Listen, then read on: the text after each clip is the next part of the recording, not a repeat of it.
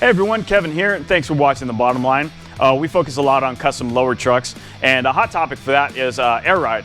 And we've done a couple videos on it so far, but one thing we didn't cover and we wanted to kind of focus on in this video was problems that can happen with air ride, because it can be quite common to have an issue all over the place. My truck has had some issues. As you can see, it's on a lift right now. We featured it a whole bunch of times, but what happened was I gained a leak, and basically my truck was pretty much undrivable because all the air would come out and then it would just, fall to the ground. So you can't drive it if it's on the ground, obviously. So, problems like that can happen. So I limped my way over to my buddy's shop, Tony Leal, and you might want to check him out. He's Slam64s on Instagram, and he built some pretty damn cool trucks. So check him out. If you're thinking about adding air ride to your truck, keep in mind that you do have to maintain a system. It's not like you can add it like a lowered suspension and you're pretty much done. You don't really have to do much at all. Do keep in mind also, the airbags themselves are what we call consumables. So like tires, over time you do have to replace them around maybe about 10 years because you could form cracks in them in the rubber. They could leak, or worst case scenario, they could burst when you're driving it. So always keeping those in tip-top shape is best case scenario, or good practices basically. So yeah, we're gonna check out our truck. I'll show you guys how to find these leaks and everything, and yeah, so follow along. So if you're not familiar with air ride and how it works, basically you need to have an air system that, we've got a set of compressors under here that pump in air to make it, to compress it, pressurize it, put it in these tanks so we have a reserve, and basically that's gonna go through a valve manifold system and or some sort of valve system that's gonna regulate how much air you put into your airbags here. And basically these are installed depending on how much lift you want and where you want to put them. It's gonna basically give you a smooth ride and everything. So we've got ours here, which is actually a KP Components rear 6 link that we have. And so that gives us nice leverage. We've always got a smooth ride off of it. So yeah, that's basically how airbags work. There's a lot of custom fabrication sometimes. And so you want to make sure these are not in parts that would where they would rub, or anything would rub against the airbags, or if there's heat or anything like that, because that's the number one thing that's going to cause a failure. So just avoid that when you're in your installation. Well, first thing we got to do in finding out what's wrong with my truck is finding the leak. And this isn't too difficult, because all you got to do is get a water bottle like this, put some water in it, put some dishwashing soap in it, and we'll be able to spray it on the air system and be able to see where the leak is. Basically, we'll see some bubbles, and that'll indicate where our leak is. I already know where it is, but we'll just show you where it's at. All right, if we have a look underneath here, this is our valve system. This is where everything works. We got the air line that goes in into the system here, and then when I tell it to with the controller that I have, air will come out through here and go through every single individual line to go to their bags on each corner. And so we're gonna take our solution and just find out where our leak is. What I do is get everything nice and wet. Sometimes you gotta, even these little joints here too, there could be leaks in those, or any of these connections. But really, there we go. We have a leak. So basically, I have these mufflers here on top of the exits of the valves here to slow everything down, to keep noise down and everything. And basically, we should not be getting bubbles right there. We should not have a leak.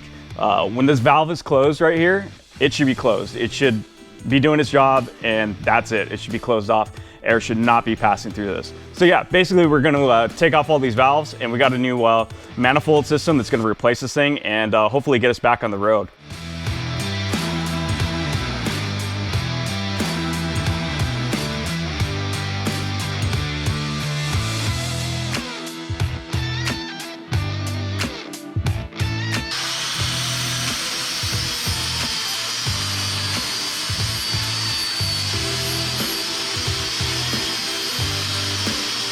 So as you saw, here's our valve manifold system. It's absolutely huge. This thing is heavy. It's probably about 100 pounds. Just way more than we need nowadays. Basically what we're gonna do is replace all this with this little tiny manifold we got here from Slam Specialties. It's got the ports for every single corner. Also has a port for 2 tanks, but we're 2 inlets, but basically we're only going to use 1. The other thing that's going to be a bonus about this thing is that from what they tell us, our issue with our valve system was that we didn't have a water trap, so moisture got in, and that's kind of why we were getting the leaks.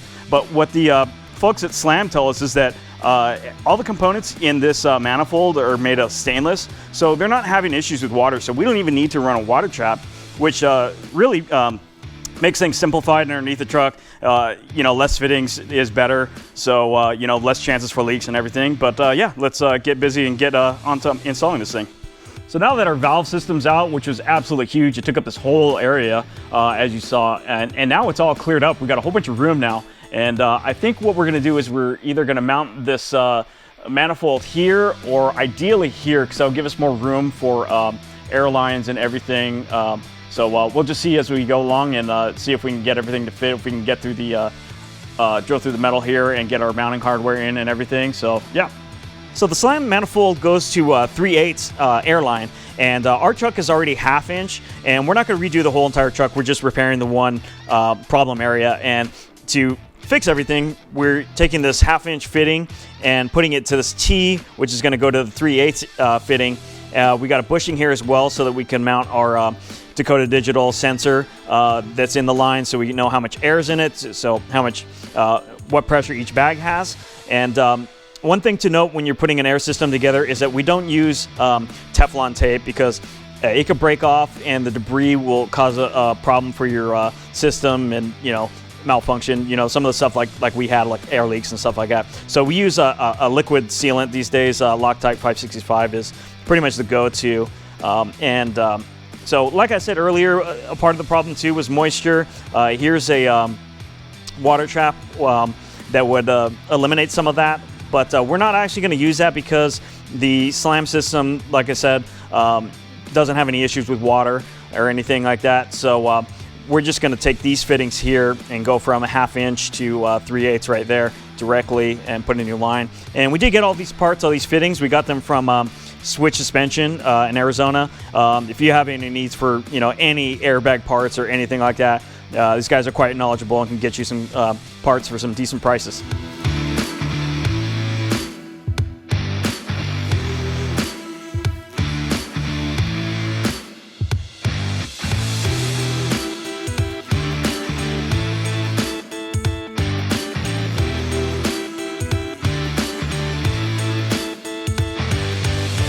As you can see, that's pretty much a wrap on fixing everything and installing our new manifold system.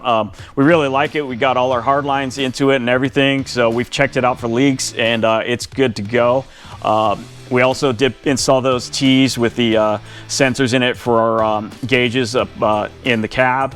What we did like about this manifold is that we were able to get a controller. It has a brain here that connects to a harness directly to the manifold itself.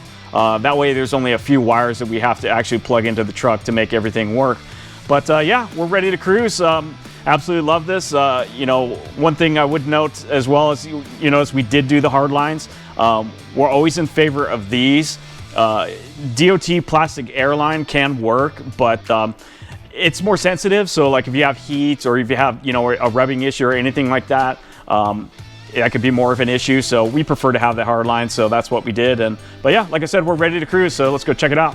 Now that we got everything installed, let's have a look on the inside to show you how everything works. So if we peek here at the center console here, we've got our gauges.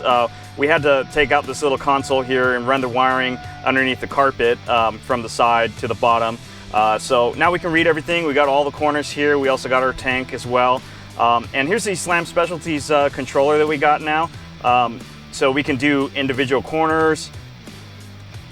We could do all up, all down, front, as well as the rear.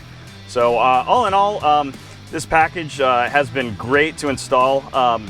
Absolutely happy with how everything worked, and it's actually more accurate than ever. So I would highly recommend if you've got an older system to upgrade it, because you'll be a lot happier with it.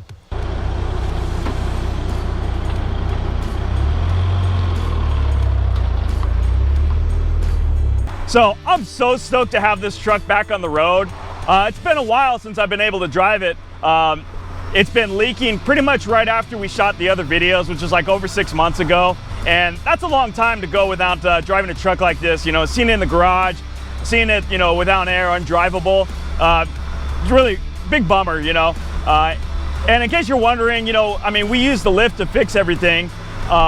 Just basically because we wanted to show everything on the video. But you know, a lot of these repairs, everything we could have done, anybody can do in their garage.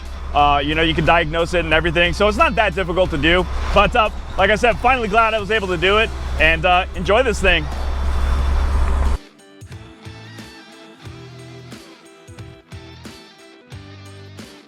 So as you can see, problems can happen when you're installing air ride.